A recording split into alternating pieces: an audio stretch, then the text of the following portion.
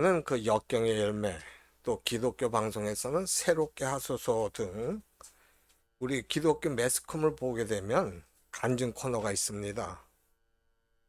많은 기독교인들이 그런 간증들을 보고 들으며 신앙생활 하면서 그 용기와 위로를 얻는데, 이 간증이 뭐냐고 하면, 이 간증이란 원래 자기는 불신자였는데 어떻게 해서 하나님의 일꾼이요, 교회 신실한 신자가 됐는지를 하나님과 교인들 앞에서 증언하는 걸 말합니다.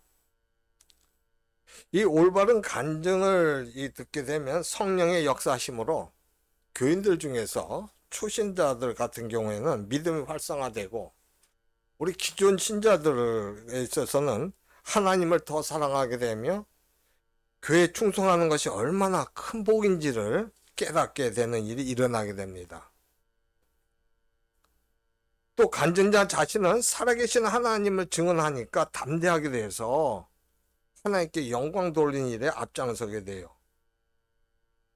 그런데 이 간증을 하려면 몇 가지 주의해야 할 점이 있는데, 첫 번째로 그것은 간증이 성경적이어야 한다는 거예요. 간증자가 아무리 그 위대하게 또 훌륭하게 됐다고 해도 세상적이거나 주술적인 방법으로 위대하고 훌륭하게 된 것은 올바른 간증이 아닙니다. 왜냐하면 그건 하나님의 역사심이 아니기 때문에 그래요. 둘째로는 간증이 인위적이면 안 됩니다. 이게 무슨 말인가 하면은, 간증에 대해서 흥미를 돋구기 위해서 그 간증을 갖다 이제 과장되게 한다거나 이렇게 인위적으로 이렇게 방법을 취하게 되면 그 간증 자체가 일시적인 흥미를 불러일으킬 수 있지는 몰라도 간증자라든가 교회에 결코 덕이 되지 못하기 때문에 그렇습니다. 셋째로, 간증에는 하나님과 예수 그리스도의 이름이 드러나야지 자신이 드러나면 안 돼요. 그 이유가 뭐냐? 가장 크게 드러날 것은 연약한 인간을 통해서 연약한 인간을 통해서 역사하신 그 하나님의 능력과 예수 그리스도야 하기 때문에 그래요. 간증은 우리 연약하잖아요. 근데 하나님께서 그 역사하신 거예요. 창조주 하나님께서, 모든 걸 주관하신 하나님께서 그 하나님의 능력과 예수 그리스도가 드러나야 하기 때문에 그렇다는 거예요. 만약에 그렇지 않고 자기 자신이 엄청 노력을 해갖고서 모든 게 잘 됐다는 식으로 드러나고 하나님과 예수 그리스도의 이름이 들러리로 그냥 등장하게 된다면, 그건 만물의 주인이 하나님이 아니라 자기 자신이 되기 때문에 그래요. 그건 아니거든요. 오늘 본문은 이 사도 바울이 아그리빠 왕 앞에서 자신이 그 무죄하다는 걸 변론하는 건데, 이것은 결국 바울의 간증으로서 아그리빠 왕을 비롯해서 함께 참석한 사람들에게 복음을 전하는 시간이 되어버렸어요. 그렇다면 바울은 어떻게 즉 복음을 전했는지 한번 구체적으로 살펴보기로 하겠습니다. 먼저 1절부터 3절 중에서 1절 보게 되면, 아그리빠가 바울에게 이르되 너를 위하여 말하기를 내게 허락하노라 하니 이에 바울이 손으로도 변명하되.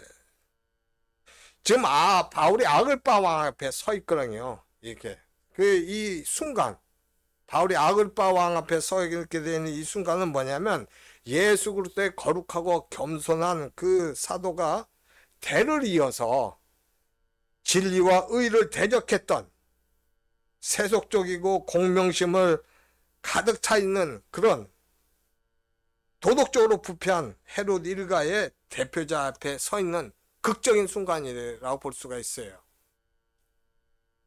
왜 그러냐면, 이 말을 왜 하냐면, 바울은 우리가 알고 있듯이 거룩하고 겸손한 자예요. 사도예요.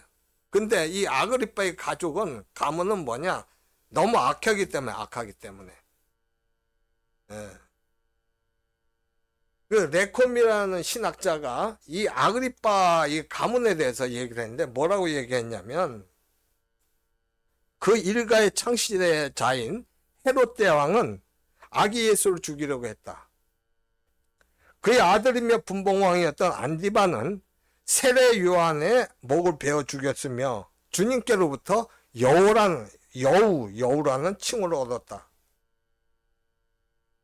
그의 손자 아그리파 1세는 세베대의 아들 야고보를 칼로 죽였다. 이제 우리는 그 사도 바울이 아그리파 아들 앞에 불려나온 것을 보고 있다. 그렇게 썼어요.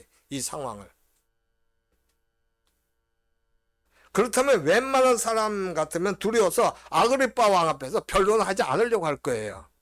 무시 막자하잖아 지금.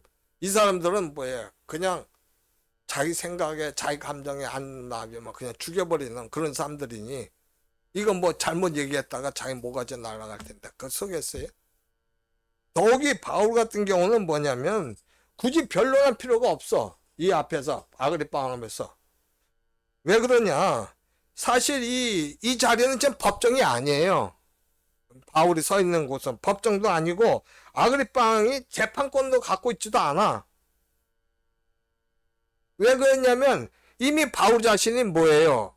그 로마 황제에게 상소하게 했다고 했거든. 그래서 그 바울의 재판권은 뭐예요? 지금 로마 황제에게 간 거예요. 그러니까 여기서 굳이 바울이 변증해야 할 의무가 없어요. 그냥 안 해도 되는 거예요. 그렇지만 바울은 뭐냐? 디모데후서 4장 2절 보면 뭐가 있냐면 말씀이 때를 얻든지 못 얻든지 복음을 전파란 말씀이 있어. 그거 하나 갖고 지금 있는 거예요. 그거 하나 갖고. 내가 어떻게든 상관없다. 뭐냐? 때를 얻었지 못 얻든지 복음을 전파해야 된다. 그런데 바울은 2절과 3절에서 두려워하기는커녕 오히려 아그리빠가 유대인의 모든 풍속을 잘 알기 때문에 자기가 변론하게 된 걸 다행이라고 말해요. 우리 2절하고 3절 한번 볼까요? 여기 뭐라고 나와 있나? 아그리빠 왕이여 유대인이 고발하는 모든 일을 오늘 당신 앞에서 변명하게 된 것을 다행히 여기나이다. 두려워하는 게 아니라 오히려 다행이라고 그런단 말이야. 왜 그러냐? 3절 보니까 뭐라고 그러냐? 특히 당신이 유대인의 모든 풍속과 문제를 아심이니이다. 왕이잖아. 유대 왕이니까. 응? 그러므로 내 말을 너희들이 들으시기를 바라나이다. 그렇게 얘기하는 거예요. 즉 아그리빠는 로마 황제로부터 유대 왕으로 됐고 또 성전 관리뿐만 아니라 대제사장 임명까지 부여받았거든. 그 임명권까지. 그러니까 이 아그리빠 왕은 어떤 상황이냐면 이 유대인에 대해 잘 알아요.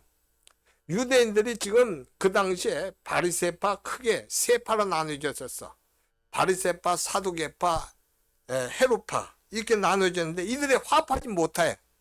그 이유를 아그리빠 왕은 알고 있었다고. 아, 이들이 뭔가 다르구나. 교리도 다르고. 그래서 화합하지 못한 상태도 알고 있었어요. 그렇기 때문에 아그리빠 왕은 뭐냐? 이처럼 유대인의 관습과 종교적 배경을 잘 알고 있다는 거야. 그래서 바울은 오히려 당신 앞에서 이렇게 변론하게 된 거 나는 다행이다. 기쁘게 생각한다고 지금 얘기하고 있는 거예요. 이제 4절부터 18절을 보게 되면 바울은 그 참석자들로 하여금 세계 주요 단계에 귀를 기울이게 하면서 자기가 어떻게 변론한 거 그걸 귀를 기울이게 하는 거예요. 그러면서 자신의 개인 이야기를 해요. 첫 번째 단계는 뭐냐면 5절부터 8절 사이에 나오는 것으로서 엄격한 바리새인이었다. 자기가 엄격한 바리새인이다. 두 번째는 뭐냐면 9절부터 11절에 나오는 것으로서 당신은 예전에 광신적인 박해자였다. 기독교인들에서. 그걸 얘기를 하고 세 번째는 뭐냐 12절부터 18절 사이에서 그런데 위임받은 사도가 됐다. 이걸 갖다가 지금 여기서 이렇게 세 가지 주요 단계로 지금 말을 하고 있어요. 첫째로 5절부터 8절 보면 바울은 엄격한 바리새인으로 자신을 묘사하거든요. 그 중에서 4절과 5절 보면 이런 말씀이 있어요. 내가 처음부터 내 민족과 더불어 예루살렘에서 젊었을 때 생활한 상황을 유대인이 다 아는 바라. 자기는 어떤 사람이었다고? 그 모든 상황을 잘 아는데 그렇게 하는 것은 5절 보면 일찍부터 나를 알았으니 그들이 증언하려 하면 내가 우리 종교의 가장 엄한 팔을 따라 바리새인의 생활을 하였다고 할 것이라. 바울은 어떤 사람이었다? 바리새파 사람이다. 바리새파. 바리새인이었다는 거예요. 여러분, 바리새인은 일주일에 2번 금식을 해요. 그리고 모든 수입에서 11조를 드리는 생활을 했고, 율법이 1.1회까지 다 지키려고 아주 철저하게 애쓴 사람들이에요. 그래서 이 바리새인들이 서민적이어서 유대인들이 대부분 다 바리새인 사람들을 좋아했어요. 그렇게 해서 올바른 생활한다고 생각하기 때문에. 더욱이 바울은 어떤 사람이었냐? 이 바리새인이었을 뿐만 아니라 가말리아 그 파의 그 수석 문화생이거든. 누구보다 율법이 탁월했어요. 가말 여러 그런 율법 가르친 파가 있었는데 가말리아가 아주 제일 그래도 그 앞서가는 율법에 앞서가는데 그저 수석 문화생이었으니까. 종교적인 문제로 그래서 바울이 종교적인 문제 심판을 받을 거라고는 어느 누구도 생각하지도 못했던 일이야 지금. 왜? 율법에서 탁월했고 누구보다도 그런데 로마 신민권도 갖고 있는데 이게 지금 그 사람이 좀 이렇게 심판을 받는다 그건 생각하지 못할 일이잖아. 예. 근데 심판을 받게 된 이유가 뭐냐? 그게 6절에 나온단 말이에요. 6절에 보면 뭐라고 나오냐? 이제도 여기서서 신문을 받는 것은 하나님이 우리 조상에게 약속하신 것을 바라는 까닭이니 그래요. 이게 왜 신문을 받느냐 자기가. 그것은 다른 게 아니라 바울 자신이 하나님께서 조상들에게 장차 메시아가 오실 거라고 약속하신 것을 믿기 때문에 자기는 지금 심판을 받는다는 거예요. 메시아가 올 거라고 하나님께 약속하신 걸 믿어서. 조상들에게 하나님께서 한 약속이 뭐냐? 7절과 8절에 나오는데 먼저 7절 보면 이런 말씀이 있어요. 이 약속은 우리 12지파가 밤낮으로 간절히 하나님을 받들어 섬김으로 얻기를 바라는 바인데 그 약속이 아그리빠 왕이여 이 소망으로 말미암아 내가 유대인들에게 고소를 당하는 것이니다. 그렇게 나오잖아. 응? 그게 뭐냐면 하나님께 12지파에게 하신 하나님의 약속이요. 메시아에 대한 약속이에요. 메시아가 올 것이다 하는 약속. 근데 여러분 이 약속은 이 소망과 깊은 관련이 있어요. 왜냐하면 구약시대 사람들은 하나님께서 메시아에 대한 약속을 하셔갖고 이들은 메시아가 오시기를 간절히 기다렸단 말이야. 구약은 메시아 그리스도가 오시기를 기다리는 그 책이잖아. 그 선지자들 계속 그걸 얘기를 했죠. 그걸 기다렸어요. 근데 하나님께서는 어떻게 하셨어요? 예수 그리스도 성육신시킴으로 그 소망을 성취시켰어요. 그래서 예수님 보내셔서 그걸 성취시켰다고. 그 메시아 오는 걸. 그런데 막상 메시아이신 그 예수님께서 세상에 오셨을 때 유대인들은 예수님을 영접하지 않았어. 그리고 박해하고 십자가에 못 박여 죽였거나. 왜 그랬어요? 그 이유가 뭐냐면 아니 메시아라면 영광의 구름을 타고 이렇게 광명제에 오셔야 되는데 무슨 말 막번에 먹통이 태어나? 메시아가? 말이 안 된다는 거지. 멋지게 말이지 와야 될 거 아니야. 와갖고 세상을 딱 정복하면서 이스라엘을 딱 해야 되는데 이건 뭐야? 메시아라고 왔다 놓고는 그냥 먹통에서 태어나갖고 별별 없이 뭐 이웃을 사랑해라 오른편을 때리거나 왼편을 갖다 대라 원수를 사랑하라 뭐 이런 소리나 하고 그러다가 죽었는데 이게 무슨 메시아냐고 이게.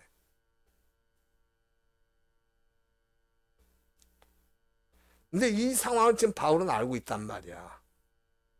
그래서 바울이 지금 자신에게 유대인들의 고소를 당한 이유가 바로 이와 같은 메시아에 대한 소망 때문이라고 하는 거예요. 12지파가 밤낮으로 기다렸던 메시아인 예수 그리스도를 전한다는 이유로 유대인들 자신을 박해하면서 소송을 하니까 이게 부당하다고 지금 바울은 얘기하는 거예요. 이게 뭐냐 이거. 우리가 메시아 기다렸잖아. 근데 하나님께서 메시아를 보내주셨잖아. 근데 그걸 갖다가 믿지를 못해. 자기네들 생각은 응만하고 메시아는 그렇게 오는 게 아닌데 왜 그런 식으로 와갖고 우리한테 했냐. 그래갖고 그냥 바울을 박해하는 거예요. 지금 심판하는 거예요. 그게 이게 맞는 거냐. 지금 바울이 이 얘기하는 거예요. 그러면서 8절 같은 말을 해요. 우리 8절 같이 한번 읽어봐요. 8절 시작. 당신들은 하나님이 죽은 사람을 살리심을 어찌하여 못 믿을 것을 여기나이까 그러는 거예요. 응? 여러분 하나님은 창조주시오 알파 오메가시요. 그래서 모든 생명체 생사화복을 주관하십니다. 따라서 죽은 자의 부활을 믿지 못할 이유가 없는 거예요. 왜? 모든 만물의 생명을 주관하시잖아. 그러니까 죽은 자를 살릴 수도 있고 살아있는 자를 그냥 죽일 수도 있어. 그 자리에서. 그분이 하나님이시라고. 왜? 창조주고 알파 오메가야. 세상의 처음이요 마지막이야. 더욱이 지금 이 사람들은 어떤 사람들이냐. 바리새인과 유대인들은 사실 대부분이 그 부활을 믿어요. 부활. 사두개파하고 몇몇 지파만 안 믿고 이들 믿는 사람들. 그러면은 아니 죽은 자의 부활을 믿는 사람들이 예수 그리스도의 부활을 못 믿는다? 이게 무슨 아니냐는 거예요. 왜 그걸 못 믿어? 죽은 자의 부활을 믿는다며. 근데 왜 예수 그리스도의 부활을 못 믿는다고 얘기하는 거야? 그래서 이 8절 하반절에 뭐라 그래? 어찌하여 못 믿을 것을 여기나이까? 어찌하여? 지금 그 얘기를 하는 거예요, 바울이. 둘째로 이 사도 바울은 자신을 그리스도에 대한 광신적인 박해자로서 9절부터 11절 통해서 묘사하고 있어요. 이거 한번 9절부터 11절 한번 살펴보면 무슨 말씀이 있냐면 나도 나사렛 예수의 이름을 대적하여 많은 일을 행하여야 될 줄 스스로 생각하고 예루살렘에서 이런 일을 행하여 대제사장들에게서 권한을 받아가지고 많은 성도를 오게 가두며 또 죽일 때 내가 찬성 투표를 하였고 또 모든 회당에서 여러 번 형벌하여 강제로 모독하는 말을 하게 하고 그들에 대하여 심히 격분하여 외국성에까지 가서 박해하였고 그렇게 말하고 있잖아요. 바울은 자기가 지금의 사도가 되기 전에 과거에 자기는 어떤 사람이었냐는 것을 갖다가 지금 간증하고 있는 거예요. 여기서. 그런데 이 부분은 뭐냐? 성도들이 간증할 때 예전에 예수 그리스도 영접하기 전에 자기 모습은 어땠었다 하는 거 그걸 하는 그 간증 모습이야 이게. 지금 바울이 그걸 지금 하고 있는 거예요. 바울 역시 과거에는 뭐예요? 지금의 유대인들처럼 메시아진 예수 그리스도께서 이 세상에 오셔서 죽으시고 부활했다는 사실을 믿지 않았었던 자예요. 그래서 바울 자신은 어떻게 했느냐? 그는 예수의 이름을 대적하고 교회를 박해했던 그 대표적인 인물이었어. 당시 예루살렘 교회 7집사 중 하나인 스데반 집사 죽일 때 찬송패를 던져갖고 그 스데반을 죽음으로 몰아넣었을 뿐만 아니라 11절처럼 지금 예루살렘의 모든 회당을 찾아다니면서 성도들로 하여금 예수를 부인하고 배신하게 해갖고 만약에 그걸 거부하고 도망가면 어떻게? 끝까지 죽였던 사람이야 바울이. 그냥 냅두지 않고. 여기 보면 11절 무슨 말이냐면 여기 보면은 이런 말씀이 있어요. 강제로 모독하는 말을 하게 하고 모든 회당에서 여러 번 형벌하여 강제로 모독하는 말을 하게 하고 이 강제로 모독하게 하는 말을 한다는 건 하겠다는 건 뭐냐면 성도들이 예수님을 부인하고 배신할 때까지 잔인하게 돼 있다는 거예요. 어떻게 하든 부인하게 만드는 거야. 여러 방법을 써갖고. 이런 사람이 바울이었다는 거예요. 자기가 지금 그랬다는 거예요. 이제 셋째로 보면은 바울이 자신의 회심과 그 사도로 부임받은 것에 대해서 11절부터 18절에 말하거든요. 근데 거기서 12절부터 14절 보면은 이런 말씀이 있어요. 그 일로 대제사장들의 권한과 위임을 받고 다메섹으로 갔나이다. 그 일은 뭐예요? 어떻게 하든 그 기독교인들을 박해하고 배신하게, 예수 그리스도 배신하게 만들고, 그 잘해갖고 어떻게 그것 때문에 대제사장의 권한과 위임을 받아. 그리고 다메섹으로 갔어. 왜 갔을까? 다메섹에 가고 기독교인들 다 박해하고 죽이려고 한 거지.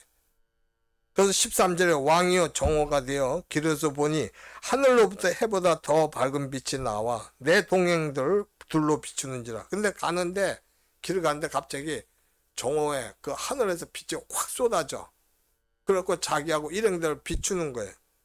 그러니까 어떻게 됐느냐? 이 사람들이 14절 보니까 우리가 다 땅에 엎드러짐에 내가 소리를 들으니, 근데 빛만 딱 비친 게 아니라 소리가 들렸어. 히브리 말로 사울아 사울아 네가 어찌하여 날 박해하느냐, 가시체를 뒷발질하기가 네게 고생이니라. 그런 거예요. 지금 바울이 그 대제장으로부터 그 권한과 위임을 받고서 다메섹으로 기독교인들을 잡아 들이기 위해서 가는데, 불가항력적인 하나님 역사로 인해서 어떻게 하늘로부터 빛이 임하면서 이 사람이 기독교로 개종하게 된 거예요. 일생일대의 바울에게서 일생일대의 사건이거든. 근데 일반적으로 이 성도가 불신자였을 때 어떻게 예수 그리스도를 만나게 됐는지에 대한 간증이 이 지금 바울의 이 간증이라고 볼 수 있다고. 내가 그냥 평범하게 살았는데 어느 순간에 갑자기 뭐 내가 앓던 병이 나아갔고 내가 예수 그리스도를 만나게 됐다. 예수 그리스도를 이름으로 하니까 내가 병이 나았다. 그래서 예수를 믿었다. 그런 식의 지금 바울이 다메섹 도상에 가다가 어떻게 예수 그리스도를 만난 거, 영접하게 된 거. 그 지금 이 상황이에요, 여기. 이 12절부터 14절에 나와 있는 것처럼 사람은 말이죠, 자기가 강하다고 생각하고 자기가 하는 일이 잘 되면 큰 소리 쳐요. 자기가 하는 일이 지금 잘 되고 있는 거야. 지금 뭐 업적이 막 쌓아지는 것 같아. 그러니까 너무 이게 바울은 의기양양하고 승승장구하는 거예요. 그렇게 큰 소리 쳐요. 그런데 어떻게 지금 생각지 못한 일에 부딪혀. 그러니까 완전 무너진 거, 허약하게 짝이 없어.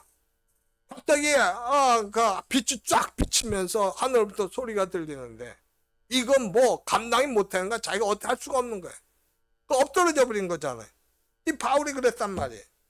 지금 그렇게 기세등등 해갖고 그리스도인들 잡으러 가던 바울이 하나님의 빛 앞에 무력해져 버린 거예요. 창세전에 바울의 구원을 예정하셨던 예수님께서 바울을 부르신 겁니다. 예수님께서는 하나님을 믿고 섬기면서도 하나님께서 이 세상에 메시아로 보내신 자신과 교회를 핍박하는 바울의 행위가 너무 안타까우셨어요. 이게 아닌데 왜 바울이 이렇게 돼야 되나 하는 거예요. 그래서 예수님께서는 바울에게 14절에서 뭐라고 말씀하시느냐, 네가 하는 일이 뭐 똑같으냐. 14절에 보면 가시체를 뒷발질하기가 네게 고생이라. 네가 어찌 날 박해하느냐 하면서 가시체를 뒷발질하기가 네게 고생이다. 이 말씀은 뭐냐면 예수님을 대적하는 행위가 무모하다는 거예요. 아무 의미가 없다는 거예요. 오히려 너한테 손해라는 거예요. 왜냐면 가시체라는 건 뭐냐면 소가 말을 안 들을 때 사용하는 그 채찍이에요. 그 채찍 끝에 쇠라든가 뼈를 갖다 박아. 그래갖고 이게 말을 안 듣게 되면 그 가시체를 맞은 소가 반항해갖고 뒷발질하면 오히려 그 가시체가 어떻게 더 심하게 찔려가 고통을 더 주는 거야. 이제 바울이 그런 일을 하면 할수록 어떻게 자기만 더 힘들게 되고 고난을 받는 거예요. 네가 어떻게 그렇게 하느냐. 지금 이걸 말씀하시. 그 후에 예수님과 바울의 대화가 15절에서 이어지거든요. 15절에서 뭐라고 하냐. 같이 읽어볼까요? 내가 대답하되 주님 누구시니까? 주께서 이르시되 나는 네가 박해하는 예수라 그래요. 여기서 사울은 이제 이 전에 이때 바울 되기 전에 이름이잖아. 사울이 뭐라고 그래? 주님 누구시니까 물어요. 주님이라고 할 때는 여러분 보통 유대인들이 사용할 때 주님 할 때는 이 상대방을 높일 때 써요. 영어로 말하면 S-I-R, 그렇게 할 때 상대방을 높일 때 이게 주님으로 하거나. 근데 여기서는 지금 그 이상이야. 경칭 이상이야. 왜 그래? 하늘로부터 소리가 들렸단 말이야. 하늘로부터 빛이 쏟아지는데 자기뿐만 같이 동행하는 다 쓰러졌지. 그뿐만 아니라 하늘로부터 소리가 들린 거예요. 그러니까 이건 보통 상대방 그냥 경칭 정도가 아니야. 이거는 하늘에서 그래. 하늘에서. 응? 어떤 소리가 들렸어? 나는 네가 박해하는 예수라. 나는 네가 박해하는 예수라. 이 나는 네가 박해하는 예수라는 소리를 딱 들었을 때 바울에게는 두 가지 진리가 딱 이렇게 새겨져요. 마음속에. 어떤 진리냐? 첫 번째는 십자가에 못 박히신 예수님이 다시 살아났다는 거예요. 난 네가 박힌 예수라니까 예수가 살아났구나. 그걸 첫 번째. 두 번째는 뭐예요? 예수님이 그리스도인들 특별한 백성으로 여기신다는 거예요. 왜냐하면 지금 바울은 누굴 박해했어? 예수를 박해한 게 아니라 그리스도인을 박해했잖아. 교회를 박해했잖아. 근데 예수님이 왜 내가 나를 박해하느냐 그러니까 예수가 이 교회 그리스도인들 갖다가 특별하게 여기는 분이구나. 이렇게 딱 온 거예요. 이게 지금 딱 온 거예요. 바울에게. 그래갖고 바울은 지금까지 자기가 해왔던 일들이 잘못됐다는 걸 깨달아요. 야, 이게 뭐가 잘못된 거네. 거기서 딱 깨달아.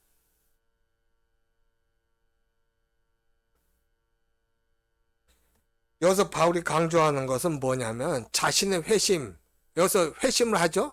그런데 그 회심보다는 뭐냐면 자기가 예수님의 사도로 임명받는 거. 그거였어요. 이 바울이 강조하는 것은. 왜냐하면 지금 예수님께서 바울에게 16절에 말씀하시는데 16절에 뭐라고 나오느냐 한번 봐요. 일어나 너의 발로 서라 하는 거야. 일어나 너의 발로 서라. 이 말씀 때문에. 응? 그 이유가 뭐냐면 이 말씀은 지금 겸손하게 엎드려 있어요. 바울에게. 근데 사도 직분을 위임하시게 하는 말이거든. 일어나 네 발로 서라는 건 사도 직분을 위임하시기 위해서 그 말씀하신 거예요.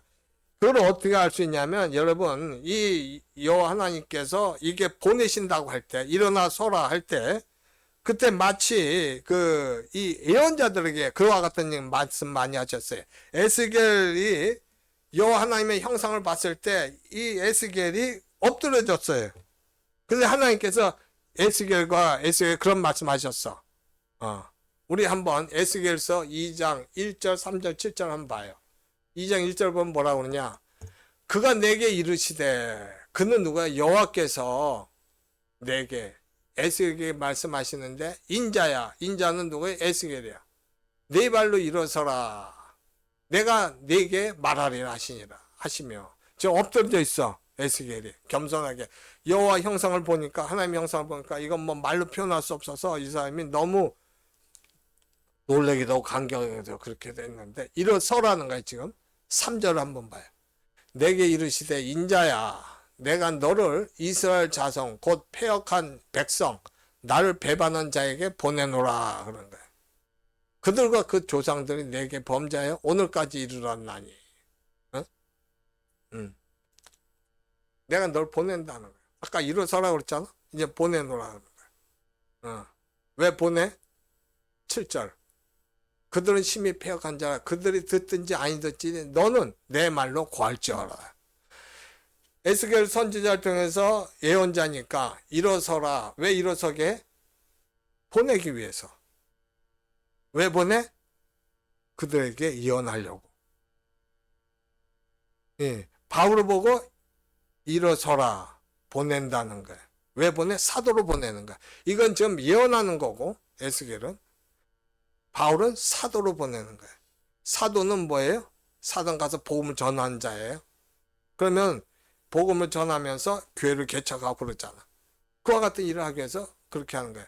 이 보낸다는 말은 헬라어로 뭐냐면 아포스텔로인데 이 지금 바울에게 보낸다는 말이 어디 나오냐? 17절 보면 나온단 말이야. 17절에. 이게 아까 16절에서는 일어나 너희 발로 서라 그랬잖아. 17절은 뭐라고 그래? 내가 널 구원하여 그들에게 보내어. 그들에게 보낸다. 지금 바울에게 그와 같은 일을 하라고 일어서라고 그러고 보내신다고 말씀하신 거예요. 지금 하나님께서 이사야든가 에스겔이라든가 에레미야 예언자도 부르시는 것처럼 비슷한 형태로 지금 바울을 부르셔갖고 그와 같은 직을 맡기시는 거예요. 예수 그리스도께서. 응? 여기서 지금 그리스도께서 바울에게 임하신 것이 뭐냐?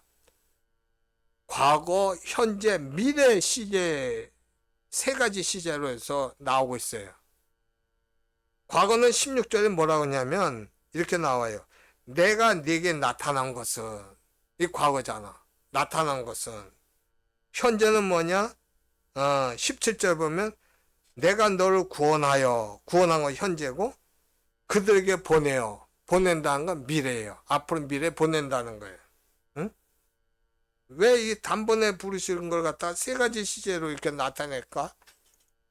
그것은 모르긴 몰라도 예수님께서 확실하게 바울을 사도로 부르신 것을 인정하려고 하는 거예요. 그걸 확신을 주려고 바울에게.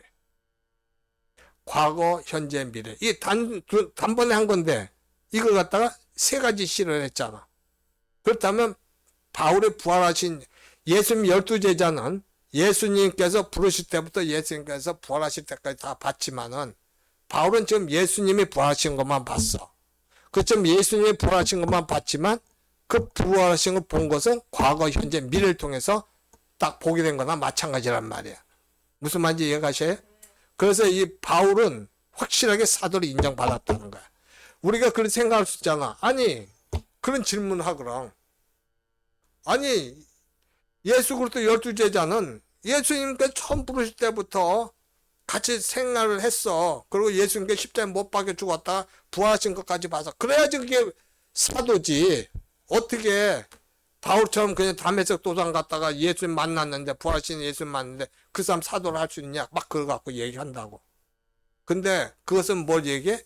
여기서 과거, 현재, 미래로 이렇게 하면서 확실하게 사도로 바울이 부르심 받았다. 그걸 여기서 드러내려고 좀 이렇게 한 걸로 보인단 말이에요. 이 그리스도께서 바울에게 임하신 것 중에서 특별히 중요한 게 뭐냐면 이방인들도 그리스도를 믿음으로 말하면 거룩하게 된다면 어떻게 되냐? 하나님의 백성이 누리는 특권, 유대인들처럼 완벽하게 부여받게 된다는 거예요. 할렐루야. 그래서 우리가 유대인으로 태어나지 않았어도 어떻게 돼요? 그렇게 되는 거예요. 바울은 이제 그리스도로부터 사도 직분을 위임받은 것을 갖다 참석자들에게 말했잖아요. 그리고 그 후에 이번에는 아그리빠 왕에게 직접 말을 해요. 아그리빠 왕을 향해서. 그게 이제 19절부터 23절에 나오거나 우선 그 내용을 한번 살펴보면 19절에서 바울이 뭐라고 그러냐 이런 말합니다. 아그리빠 왕이여 그러므로 하늘에서 보이신 것을 내가 거스르지 아니하고 그랬어요. 이건 뭘 얘기하냐면 자신의 본 환상은 하늘로부터 온 압도적인 것이었어. 그러니까 이거 부인할 수가 없다는 거예요. 그렇게 얘기하면서 근데 그걸 압도적인 걸 봤을 때 이 바울이 어떤 현상이 일어나 바울에게서 이런 먼저 예수께 대한 광신적 반대가 순식간에 꺾여버려요. 예수 그리스도에 대해서 계속 대적했잖아. 그것이 완전히 꺾여버려 바울이.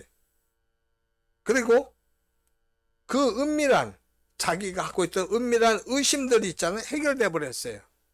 예수가 어떻게 해서 이 사람이 구주가 되고 주님이 됐냐? 이건 얘기 안 되는 소리라 그랬는데 해결된 거예요.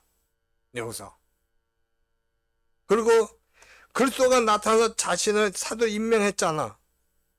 근데 이것은 뭐냐? 그렇게 해서 자기가 순종하게 된 것은 그가 받은 죄목에 대해서 상응한 것이었다고. 정확하게. 이게 무슨 말이냐면 바울은 예수 그리스도가 가짜라고 했잖아. 가짜. 메시아가 아닌데 메시아처럼 행동했다고 생각했잖아. 그만큼 이 예수 그리스도 대적했는데 이제 이 모든 걸 갖다가 그 한순간으로 해서 아, 내가 이게 생각했던 게 잘못된 거구나. 완전 꺾여버린 거야, 예수님 앞에서. 응? 그래서 그 예전에 가졌던 그 만큼 있잖아. 자기가 예수 그리스도에 대해서 불신했던 그 만큼 이상으로 바울은 예수를 믿게 된 거야. 할렐루야. 그렇게 됐다는 얘기야. 지금 이 사건을 통해서. 그러니까 이게 단순한 다메섹 도상에서 예수를 만났다는 것이 그냥 만나고 그렇게 한 게 아니라 우리가 뭐 했을 때 이렇게 환상을 봤다, 이렇게 음성 들었다 그런 게 아니야. 그런 수준이 아니고 이건 완전히 바울로 하여금 모든 걸 뒤바뀌게 만든 거야. 자기의 그 가치관이라든가 이것이 내가 하나님께 충성했지만 이게 잘못된 거구나. 그걸 완전 뒤엎어버린 거예요. 그렇게 됐다는 거예요. 그래서 바울은 20절처럼 행해요. 근데 유대인들이 21절처럼 바울을 잡아 죽이라고 그래. 20절은 뭐예요? 그걸 알고 나서 바울이 20절처럼 다메섹과 예루살렘에 있는 사람과 유대 온 땅과 이방인에게까지 회개하고 하나님께로 돌아와서 회개에 합당한 일을 하라. 그래. 이것은 사도행전 1장 8절에 뭐라고 그래? 권능을 받고 너희가 성령의 권능을 받으면 예루살렘과 사마리아 유대와 땅까지 이르러 내 증인이 되라. 그 말씀이에요. 그 말씀. 바울이 어떻게 다메섹부터 출발해 갖고 자기 있던 다메섹부터 출발해 갖고 예루살렘 유대 사마리아까지 이렇게 나가서 복음을 증거했단 말이야. 근데 문제는 뭐냐? 21절처럼 유대인들이 성전에서 날 잡아 죽이고자 했다는 거예요. 왜 유대인들이 자기를 잡아서 죽이려고 했죠? 그건 다른 게 아니라 지금 바울이 이방인들에 대한 선포, 바울이 선포하고 약속을 했는데 그게 뭐냐면 이방인들이 예수를 주님으로 구주로 또 주님으로 영접하게 되면 어떻게 되냐? 유대인이 될 필요가 없이 직접 새 생명 받을 수 있고 새 공동체에 참여할 수 있다. 이런 식으로 약속을 선포하니까 유대인들이 열받은 거예요. 아니 유대인도 안 되고 어떻게 무슨 예수 믿는다고 같이 되느냐. 그래서 그 열받아 갖고 유대인들이 지금 뭐예요? 바울을 잡아 죽이려고 한 거란 말이에요. 박해하고. 그럼에도 바울이 22절처럼 오늘까지 22절 뭐라고 그래요? 하나님의 도우심을 받아 내가 오늘까지 서서 높고 낮은 사람 앞에서 증언하는 것은 모든 사람 앞에서 증언한단 말이에요. 이 복음을. 선지자들과 모세가 반드시 되리라고 말한 것밖에 없으니 자기가 증언한 건 뭐냐? 예전에 선지자들이 말한 거, 모세하고 선지자들이 말한 걸 갖다 증언한 거다. 딴 거 증언한 게 아니라는 거예요. 지금 그렇게 유대인들 자기 잡아 주기로 했지만 자기가 건짐을 받았으니까 이게 증언하잖아. 어떻게 건짐을 받아? 17절 보면 뭐라고 그래요? 내가 너를 구원하여 그들에게 보내었자. 예수 그리스도께서 바울을 구원해 주셨어. 그래서 건짐을 받은 거야. 그래서 자기가 지금 이렇게 증언하는 건데 이 증언이 뭐냐면 그 증언이 새로운 게 아니라 모세와 선지자들이 한 말을 갖다 하는 거라. 지금 이 예수 그리스도는 누굴 통해서 왔다고 볼 수 있어요? 구약 성경의 예언을 통해서 나온 분이야. 믿습니까? 그래서 자기는 그걸 얘기하는 거예요. 지금 그거를. 이 카톨릭의 잘못을 지적해갖고 종교개혁을 주장했던 루터, 오늘이 이제 종교개혁 줄이죠. 이 루터가 이런 말을 했어요. 뭐라고 했냐? 우리는 전혀 새로운 걸 가르치는 게 아니며 우리 이전에 사도들과 경건한 교사들 가르쳤던 옛 것을 반복하고 확증하는 것이라는 거예요. 종교개혁이라고 해서 뭐 특별히 새로운 거 한 게 아니란 말이에요. 종교개혁은 뭐예요? 오직 성경으로 오직 믿음으로야. 그래서 성경에 있는 말씀 그걸 갖다 얘기하는 거지. 그리고 그걸 믿고 살아온 분들의 그 전통 그런 것 갖다 증거하는 거지 따로 새로 하는 게 아니란 말이에요. 지금 바울이 지금 그 얘기를 하는 거예요. 바울이 한 걸 루터가 그렇게 얘기한 거래. 그러면 그 모세하고 선지자들이 반드시 되려고 한 것이 뭐냔 말이야. 말한 것이. 그게 23절에 나오거든. 그게 그러면 새로운 것이 아니고 옛 것이 뭐냐. 23절 같이 읽어봐요. 시작. 고 그리스도가 고난을 받으실 것과 죽은 자 가운데서 먼저 다시 살아나사 이스라엘과 이방인들에게 빛을 전하시리라 함이니이다 하니라. 여기서 보면 먼저 그리스도가 고난을 받는다는 거예요.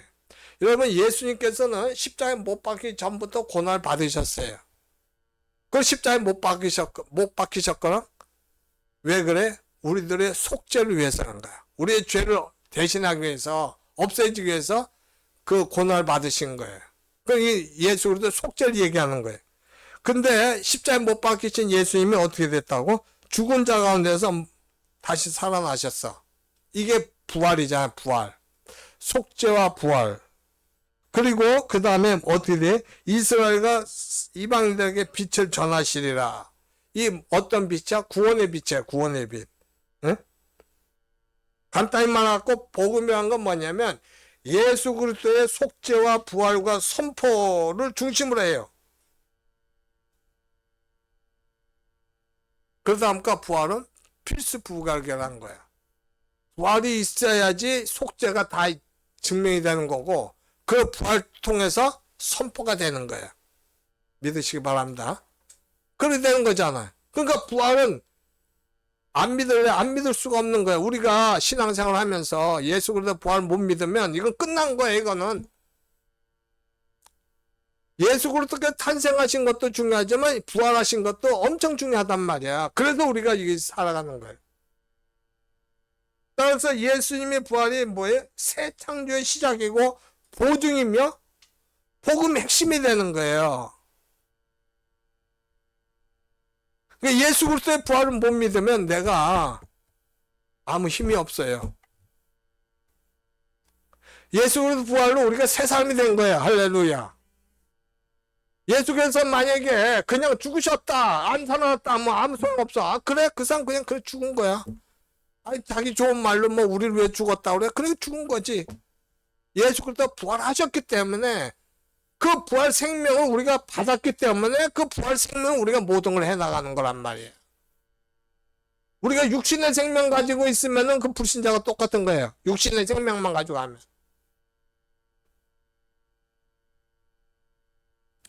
이제 죄수 바울에 대한 반응들이 24절부터 32절에 나오거든.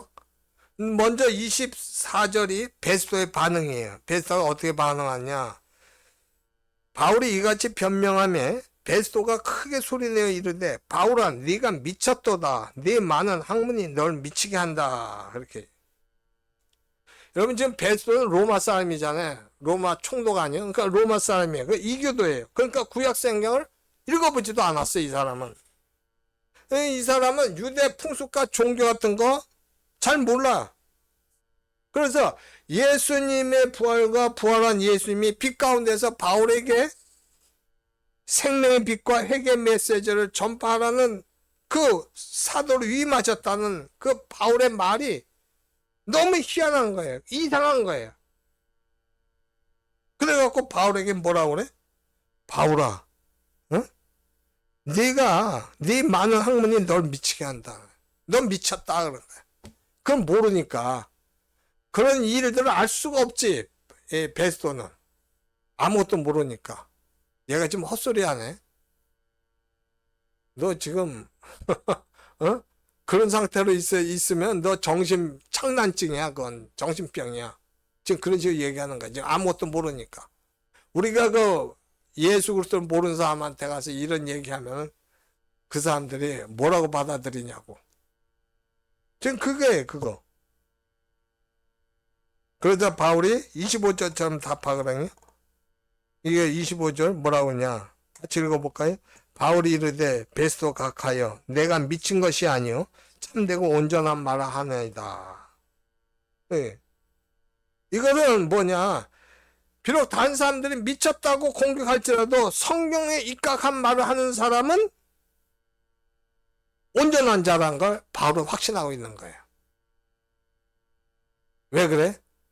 성경만이 진리이니까. 할렐루야. 세상 사람들은 예수님하고 친한 사람, 성경을 이렇게 성경대로 살아가는 사람 보면 미쳤다고 그러죠. 미쳤다고. 온전한 정신이 아니야. 왜냐면 세상 이치하고 안 맞으니까. 근데 결국은 나중에서 무릎을 꿇어요. 무릎 꿇어. 진리니까 그런 거야. 성령이 진리니까. 우리가 아무리 부정하려고 해도 진리는 부정이 되질 않아요. 내가 잘못 아는 거지. 성경과 하나님은 부정할 수가 없는 거예요. 이걸 얼마나 많은 사람이 대적했는지 알아요? 근데 대적하렸다는 사람들이 전부 꼬꾸라잖아, 나중에 가면. 내가 잘못됐습니다. 배너란 영화, 배너 알아요? 배너? 영화? 나이 어린 사람들 잘 모르는데. 그 작가 사람도 원래는 헛소리라고 했죠. 헛소리. 예수 그리스도 뭐 하나님 다 헛소리라 했어. 근데 이 사람이 그래갖고 성경을 파고 시작해요. 나중에 손들었어. 내가 잘못했습니다 해갖고 배너란 영어를 만든 거야. 응? 전부 그래, 전부. 어떤 한 사람이 그런 게 아니라고. 이게 거짓이라고 증명하려고 많은 사람 발부둥 치는데 결국은 다 손들어요. 이 사실 바울이 이 미쳤다고 하는데 그리스도인이 바울처럼 미쳤다는 소리를 듣는다면 그 삶이 어떤 삶이냐. 그 삶의 삶은 로마서 14장 8절 같은 삶이야. 봐요. 같이 읽어봐요. 시작. 우리가 살아도 주를 위하여 살고 죽어도 주를 위하여 죽나니 그러므로 사나 죽으나 우리가 주의 것이로다. 이와 같은 삶을 사는 거예요. 아니 왜 살아도 주를 위해 살고 죽어도 왜 주를 위해 죽어? 예수님은 그렇게 살았거든. 예수님은 그렇게 죽었거든. 그 예수님은 우리에게 의와 성과 의와 거룩함이 되시거든. 은혜와 사랑으로 모든 걸 해결하시는 분이거든. 그 예수님이 나를 위해서 그렇게 하신 거예요. 내가 생각하는 건 살면서 생각하는 건 전부 죄밖에 없는데 죽음만 생각하는데 예수님이 그 문제를 다 해결해 주셨다는 거예요. 그러니까 이와 같은 믿음을 살게 되면 미쳤다는 소리 듣는 거예요.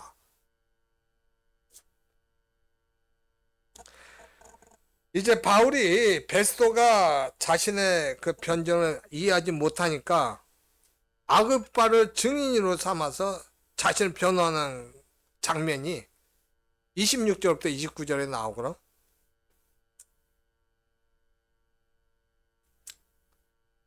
그 이유가 뭐냐? 아그리빠가 왜 이해할 수 있느냐? 아그리빠는 아까도 말씀드린 것처럼 유대 왕이잖아요. 그래서 유대인의 그 종교 사회 풍습을 잘 알고 있어. 그러니까 이 베스도는 아니다 싶어서 아그리빠를 이렇게 직접 얘기하는 거예요. 먼저 바울은 26절에서 이런 말을 해요. 왕께서는 이 일을 아시기로 내가 왕께 담대히 말하노니 이 일에 하나라도 아시지 못함이 없는 줄을 믿나이다. 이 일은 한쪽 구석에서 행한 것이 아닙니다. 이 일은 한쪽 구석에서 이 일을 아신다고 이 일은 한쪽 구석에 행한 것이 아니다. 이 일이 뭐예요? 예수 그리스도의 복음. 즉 예수 그리스도의 죽음과 부활을 얘기하는데 그 한쪽 구석에서 행한 것이 아니다. 왜냐하면 예수 그리스도의 죽음과 부활 사건은 이미 그 증거가 충분해. 그리고 아그리빠 왕 당신도 그걸 알고 있지 않냐. 왕이니까 유대 왕이니까 분명히 알고 있으니까 이건 한쪽 구석에 행한 게 행한 걸 말할 수 없는 거 아니냐는 거예요. 어? 사바사바사 한 거 아니라는 거예요. 이게 사기치려고 한 게 아니란 말이야, 이건. 근데 바울이 27절 같은 말을 하거든요.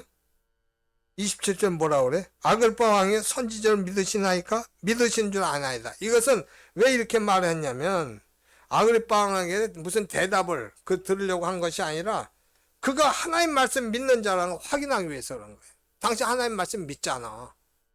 그럼 뭐 얘기할 필요가 없지. 그냥 당신은 내가 말하는 걸 듣고 그것만 이렇게 잘 틀리고 맞고 그것만 판단하면 되지 않느냐 그 얘기야. 응? 그러니까 아그리빠가 28절을 말하거든요. 28절 뭐라 하냐. 아그리빠가 바울에게 이르되 네가 적은 말로 나를 권하여 그리스도인 되게 하려 하는도다 그래요. 응? 이것은 뭐냐면 아그리빠 왕이 바울이 말하는 것에서 도저히 잘못을 발견할 수가 없어. 아니 잘못 발견하는 게 오히려 자기가 바울의 말에 동화가 돼. 어?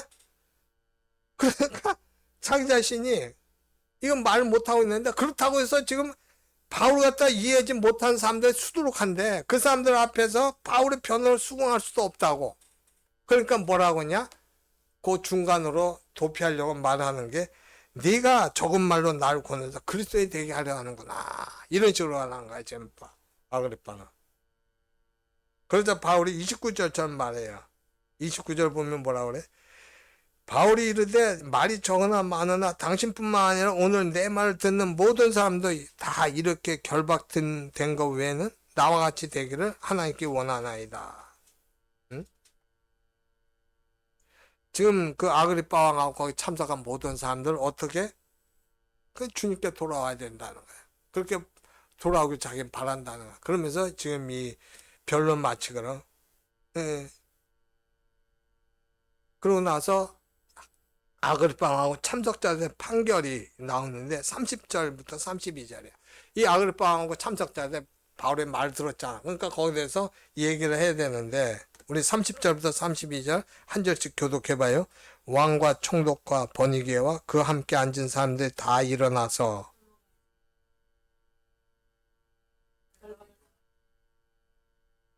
이 아그리빠가 베스도에게 이르되 이 사람이 만일 가이사에게 상소하지 아니했더라면 석방될 수 있을 뻔하였다 아니라. 지금 이 모임을 갖다가 이제 연장하거나 단축한 것은 단축하고 하게 되는 건 아그리빠 왕이 재량에 달려 있어요. 왜냐하면 베스도 총독이 바울의 신문을 지금 아그리빠 왕에 의뢰했기 때문에 그래. 그런데 아그리빠 왕은 바울에게서 조금 더 잘못된 걸 발견할 수 없어. 그러니까 더 이상 바울을 신문할 필요가 없다고 느끼거든. 근데 아그리빠 왕뿐만 아니라 거기에 참석한 모든 사람들이 다 그렇게 생각해. 그걸 어떻게 할 수 있냐? 31절에 이렇게 나오잖아요. 이 사람은 사형이나 결박을 당할 만한 행위가 없다. 모든 사람들이 그렇게 안다는 거예요. 응? 그러니까 아그리빠 왕이 베스도에게 32절처럼 얘기해. 32절 뭐라고 그래? 이 사람이 만일 가이사에게 상소하지 아니었더라면 석방될 수 있을 뻔하였다는 거야. 이 사람 무죄란 거잖아. 지금 이제는 다 참석자들 이렇게 얘기하니까 이렇게 얘기하는 거거든. 근데 지금 그 말이 베스도에게는 조금 더 위로가 안 돼. 왜 그래? 베스도는 지금 총독 입장으로서 이 죄 없는 이 바울 갖다가 죄수로 해갖고 황제로한테 가게 만들어야 되잖아. 호송해야 되잖아. 그럼 무슨 죄 뭐로 할 거냔 말이야, 지금. 어? 베스도에는 그런 거야. 여러분, 지금 바울은 말이죠. 천부장, 벨릭스, 베스도, 아그리빠 왕 앞에서 자신의 무죄를 변론하면서 간증을 했어요. 그 간증은 그런데 복음 전파하고 하나님께서 살아계신 역사하심을 증거하는 것이었어요. 전부 그것이었어요. 간증이 그렇게 되고요. 근데 그렇게 했어요. 저와 여러분에게도 큰 간증은 아닐지는 몰라도 조그만 간증은 있다고 생각해요. 그런데 우리는 그 간증이 우리의 삶 속에서 바울처럼 하나님 역사하심으로 나타나고 있느냐 하는 거예요. 지금 내가 예수님을 구주로 믿었잖아. 그리고 내가 살면서도 이렇게 느끼잖아. 근데 그게 바울처럼 이렇게 그냥 순간순간마다 이렇게 나타나고 있느냐, 하나님 역사하심. 예수님께서 길을 가시다가 술주정뱅이 한 사람 만나거든. 예수님이 그 술주정뱅이에 물어봐요. 왜 이런 생활을 하느냐고 물어봐요. 그때 그 사람이 뭐라 하냐면, 나는 당신이 일으켜서 서게 만든 안진뱅이였어. 그런데 이 걷게 되는데 무슨 소용이 있냔 말이야. 왜? 그동안 내가 직장을 구했는데 하나도 내 마음에 드는 직장이 없었어. 그래서 속이 상해서 술을 마셨는데 그냥 이렇게 돼버린 거예요.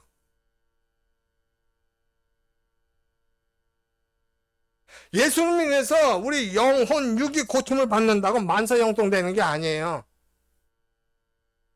현실은 있어요, 현실은. 분명한 건 뭐냐?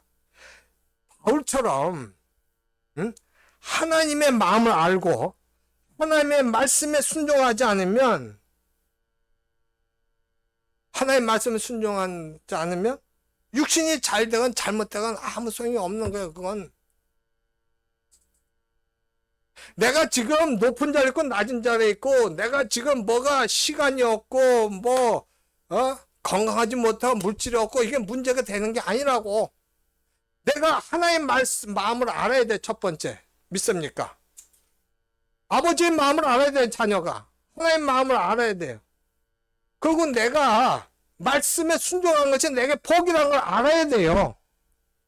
말씀에 순종하는 건 뭘 얘기해요? 내가 권리도 있지만 의무도 있는 거예요. 내가 권리도 있고 권리 있지만 의무가 있다는 걸 알고 의무를 해야지 이게 하나님과 하나가 되는 거지. 이게 떠나간다면 내게 아무리 큰 간증이 있다 해도 무슨 소용이 있냐고, 아무 소용 없는 거예요.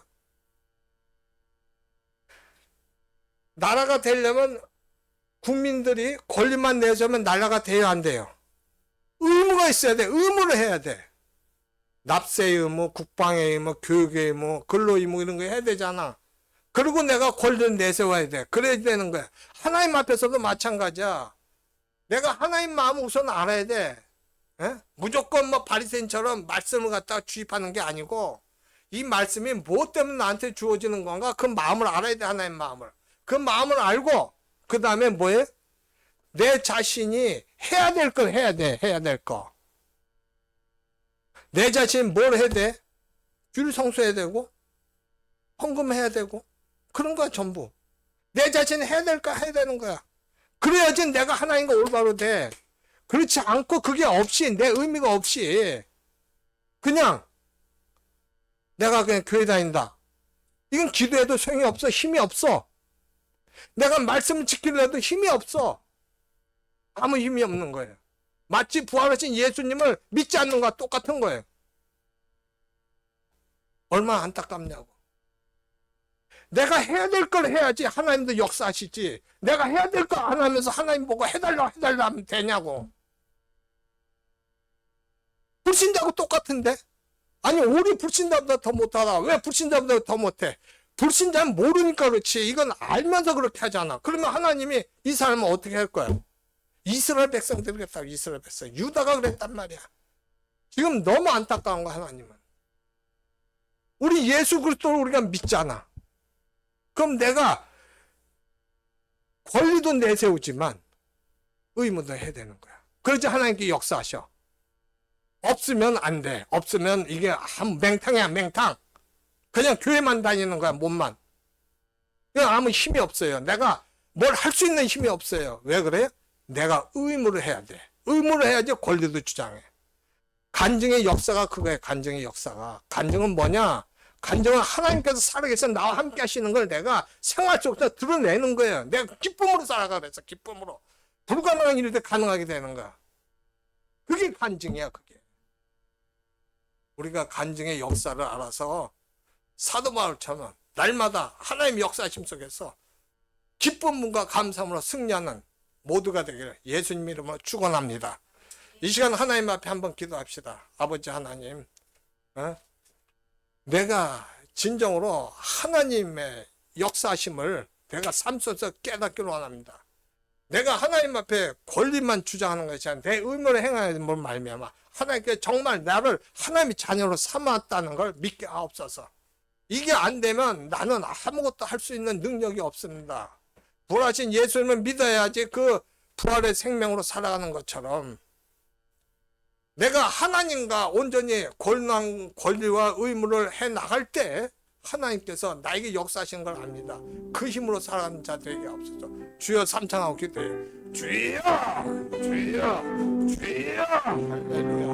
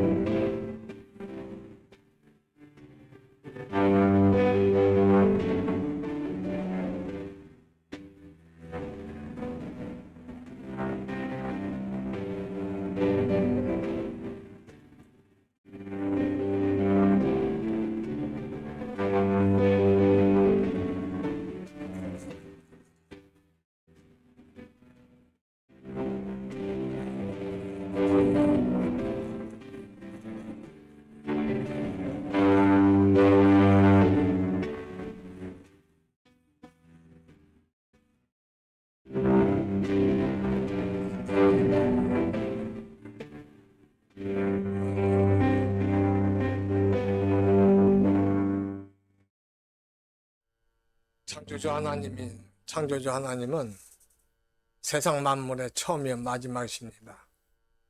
그 하나님께서 죄인인 우리를 예수 그리스도를 통해서 구원해 주셨고 예수 그리스도 말미암아 우리에게 필요한 것 공급해 주시며 예수 그리스도로 인해서 세상에서 살아갈 때 승리의 삶을 살도록